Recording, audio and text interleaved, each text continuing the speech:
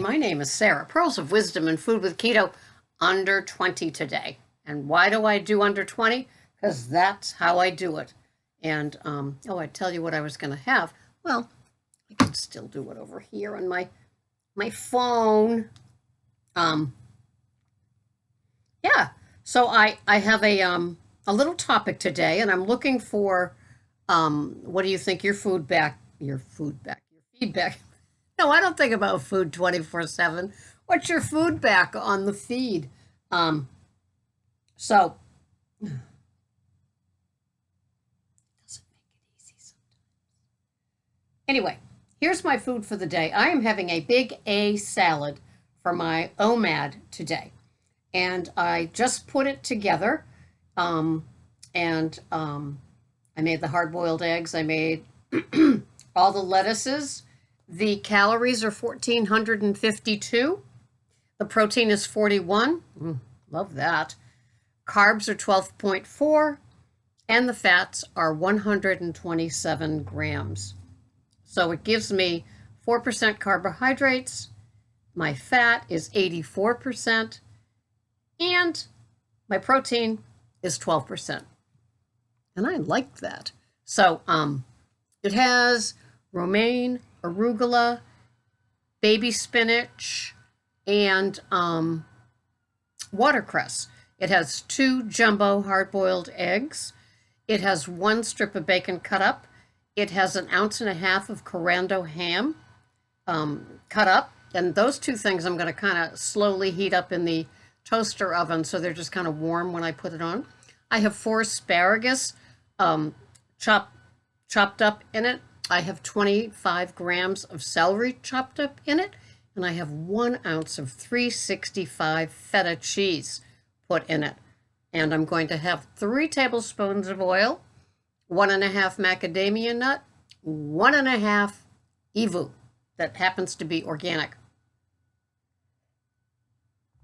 Sorry, I couldn't resist. Anyway, this came to me the other day, and I realized that maybe I'm not the only one that thinks this exists a lot in the keto community, especially with females, and especially with females probably over 40, 45. Are you practicing the keto food plan, even doing the under 20, but in your head, you still have the Weight Watcher head? So you're still sitting there thinking, well, I don't want to have that because it's kind of high in fat. I don't know about that because it just kind of seems, like it wouldn't fit in my points for the day. But I did find a new wrap or a candy bar with a wig that's really good because then it has the net carbs of only 10. So if I'm spending net carbs of 20 to 30, then I can have that candy bar with a wig. I can have that wrap with the stuff in it with like 2 tablespoons of, fat-free, low-cal, commercial brand dressing and things like that. I mean, is it hard to get the Weight Watcher head out and think, high fat, whole foods, it's about your health and not just what that LED scale reading says? I can tell by reading comments and also listening to other people's podcasts that there's still a lot of that Weight Watcher going on inside of them. It's kind of like being around somebody and English is their second language, because I see it all the time at the jail when they arrest somebody and say they're Brazilian. So they speak Portuguese.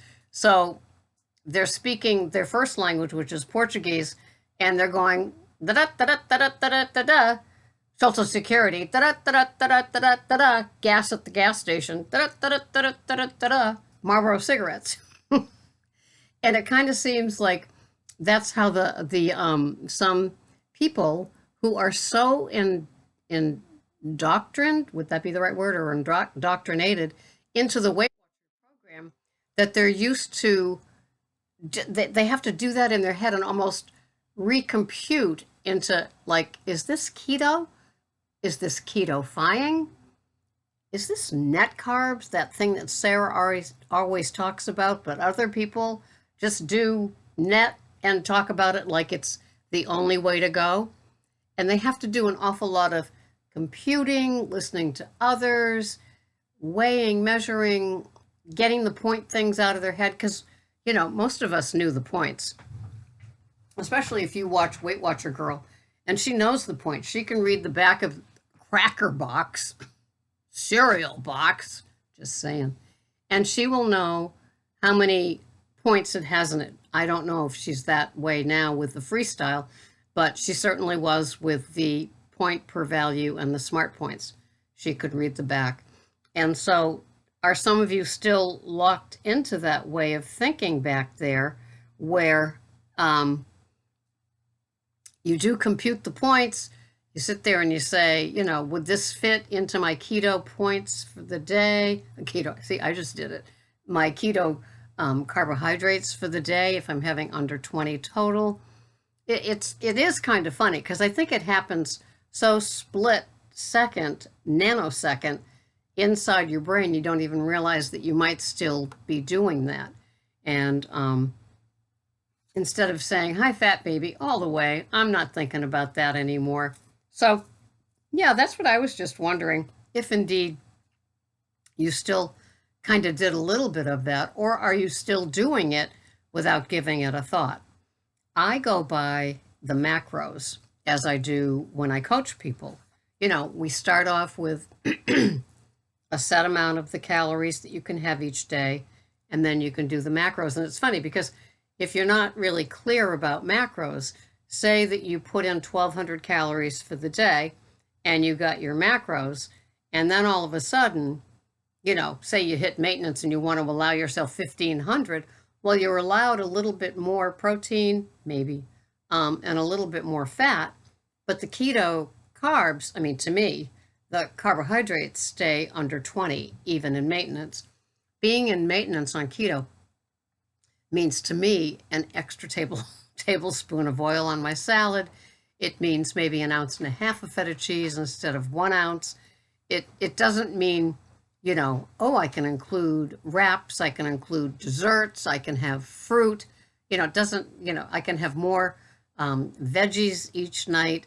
To me, it doesn't mean that. It just means that I can raise my fats. My fats are usually between 110 and 130 each day. I keep my carbs way low, under 15, even though I always say under 20. It's usually under 15. Like today, it's 12.4, and I just realized that when I was weighing out the ham, I'm not having as much ham as I previously planned, so I have to adjust that. So it's really going to be about 1,400 calories today, and it's going to be under 12 carbs instead of under 13 carbs. And I know that, who cares, Sarah? But I do, just as you should care about what your totals are for the day. And if you haven't been doing weighing and measuring and tracking, and you've hit that awful stall plateau place that you're going to jump off the cliff, well, it could be that if you tightened it up and paid attention to the macros and the calories and the weighing and measuring just for a week, you might get the results that you were hoping for. You're not jumping off the cliff because of the plateau. Instead, you're jumping off the ledge of the plateau into that wonderful abyss of oh, finally, the scale is moving again. Because no matter what, we still like to follow those numbers on the scale. I don't care who you are.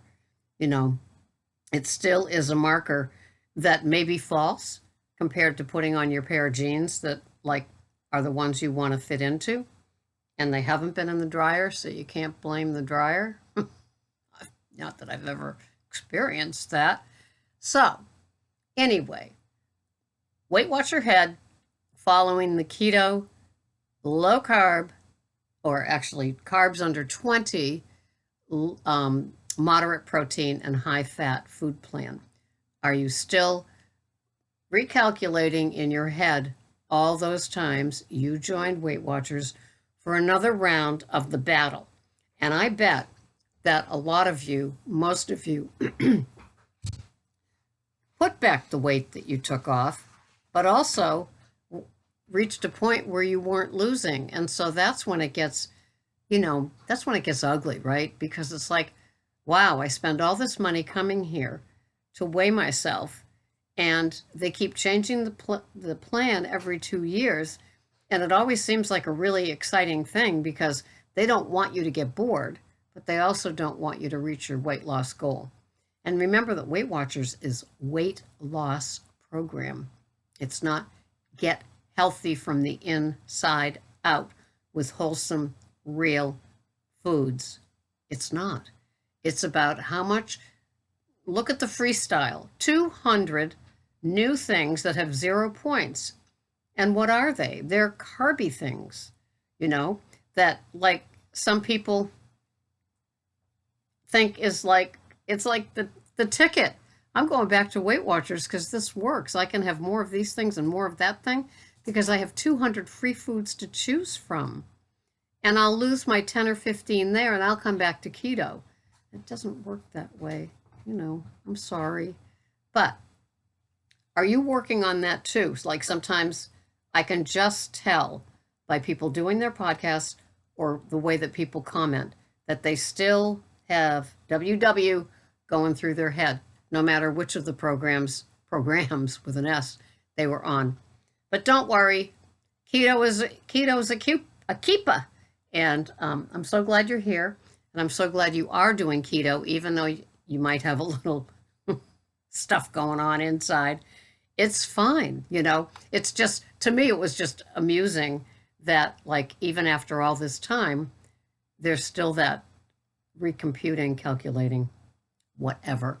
So, no grains of any kind, no sugars of any kind, and there's like 68 or 70 of them, and they mostly come from a lab. No fruits, no artificial sweeteners, and no diet soda. And that, if you eliminate those and keep your carbs under 20, already you're winning, even if you haven't plugged in and gotten really devil in the details about all the things yet. You will. It'll happen. It'll get you. It'll work. Thanks so much for watching. This has been Sarah, Pearls of Wisdom and Food with Keto. Today, under 12, I'm a turtle, I'm a pickle, I'm a snowflake. And most of you out there are those things too. And that's what you want to be. You want to be. I will see you the next time. Thanks so much for watching. Bye-bye for now.